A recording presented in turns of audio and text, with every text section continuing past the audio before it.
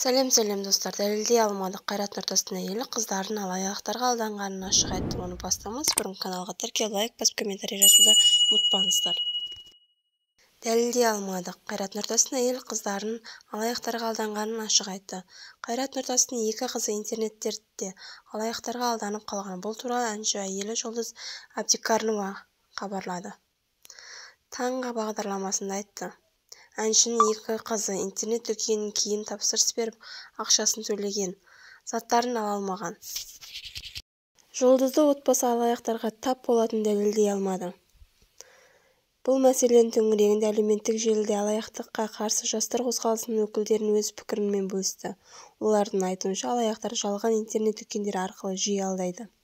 Мамандар бұл қылмыс түрін сақтану үшін интернет дүкен мекен-жайын мұқият тексеріп, ақша жіберетін банк карточкаларын абай болу керек екенін ескертті. Жұлдыз Әбдікәрімова оқырмандар алданып қалмауы үшін өзінің пікірін жазды. Онлайн тапсырыс беру үшін алдын ала магазиннің барын жоғын барлығын анықтап алыңыздар, сосын барып ақшасын тапсырыңыздар. Немесе алаяқтар көбейіп кеткен екен қазіргі заманда, деді. Соңына дейін тыңдағандарыңызға рахмет. Пайдалы ақпарат болды деп ойлаймын. Каналға тіркеліп лайк басып комментарий жазуды ұмытпаңыздар. Алаяқтардан сақтанып жүріңіздер.